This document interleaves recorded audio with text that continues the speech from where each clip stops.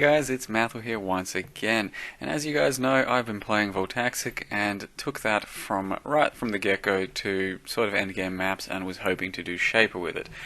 Recently, I kind of went against that because I just did not think it had the potential on single target anymore to do that, and that's why I respect into or started a new character of Dreamfeather Spectral Throw, which I showcased on my YouTube about a week ago maybe.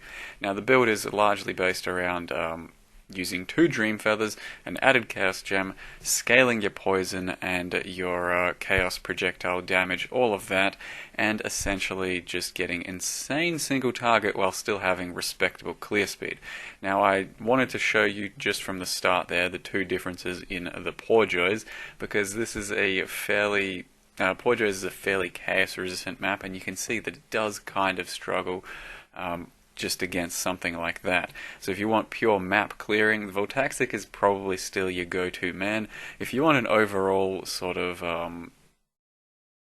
don't know, game handling build, then I'd say Dreamfeather ST can be built into a more superior boss killing and map clearing overall build, for my liking anyway. As you can see, I am just destroying so many bosses right now, still doing a bit of leveling at this stage, something like low level 80s, mid 80s, and the single target has been absolutely incredible. I've really enjoyed just slapping on a slow proj and destroying any boss that comes my way, and it's the build I'm going to try attacking the Tier 16 Guardians and the Shaper with once I get there. I'm still going in blind and I still don't know what's to come. Apparently some are poison immune. I'll be testing that myself. If that's the case, well then fuck me, right? But up until then, this build is still going to be doing just great, and there are a few little changes which I'll show you in just a minute. But the build itself, I think, if you can get the right stuff, the right gear, it's just a little bit hard to build, but it is very worth it, and probably my favorite Spectral Throw to build for the moment. So I'll show you what changes I've made to the build right now, and as of about a week ago. Here's the character, level 86 Pathfinder at this stage, about to hit 87. Now you all should be familiar with Dreamfeather Sword. I bought these for a couple of chaos each when I first started the build 2 days ago, and the rest of the gear is relatively cheap. It's just kind of specific. A Queen of the Forest goes a long way just for movement speed as always, but it's not strictly necessary. The thing is, with your flasks up, Queen of the Forest does give you something like 100% movement speed, so it's rather nice to play with. And then everything else is kind of nothing too hard, nothing too expensive. It's just sometimes specific and a bit hard to fill out your resists, as well as your life, your offense, all that, because it does require everything to come together for you to do the maximum amount of DPS. The only real hard to get item in this build is a Victars, and that's what you're going to need around tier 8 plus maps to really start to feel good about the build.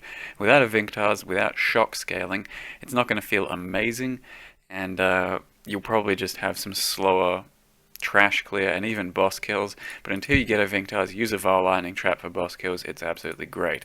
Now the reason that shock is so good, if you don't know, is because whenever you pop the Victars, everything around you in roughly the radius of this room will get shocked, and that means it takes 50% increased damage. So 50% increased damage from your Spectral Throw, your Chaos damage initially is huge, as well as that the monster then takes 50% increased damage from the shock towards the damage over time as well. So essentially it's double dipping, and it's doing two different lots of extra 50% damage. So it's really strong and really useful to get for a build like this. As far as the changes go for the build, I went with a Witchfire Brew over my previous Stibnite Flask that was just rolled for bleed or something. So that means we now get a level 21 Vulnerability Curse aura, which is just a free blasphemy basically, as well as about 100% increased damage over time when you scale it with the Pathfinder passives. So you do have to use a +1 curse ring if you want to squeeze another curse in, because this will take up just your first curse slot. So if you don't have a +1 curse, you can only use just the vulnerability, but I decided to sacrifice a ring slot so I can get an additional curse, and I'm now running temp chains as well. So temp chains will slow down the poison disappearing off of a mob, and also a huge defensive gain when you have a good quality temp chains attached to a quality blasphemy. Makes the temp chains very strong, and so now I'm running 2 curses whenever I pop my Stibnite flask, which should be basically fucking always. So this is a rather nice boost to the build, and on top of that, yeah, had to sacrifice a ring slot. Since I did that, I got rid of Devoto's devotion and put on a just regular helm, some accuracy, some life, some resists. Try and get a sick enchant base if you can. I couldn't manage to get one. I'm just running Uber Labs for them, and otherwise the gear hasn't really changed. You do need just lots of life and resists, and a bit of int as well. That's going to be kind of hard, and try to get chaos rolls on your rings and amulets from Elrion. So I do have open prefixes here ready to craft on, and I'm going to do that. Once again, you need some reduced flask charges used on your belt.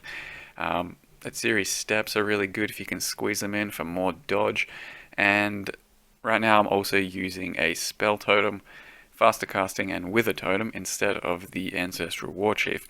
Ancestral war chief attached to conk effect, added chaos, and void manipulation still does very good damage, but I feel like we're probably better off scaling wither at this stage just for pure single target. Something else I should mention is I'm now using point blank gem as well. So for the most part, I only just put it in like the past couple levels, and it really is quite a lot more damage. So it's 50% more damage at the start of the attack movement thing.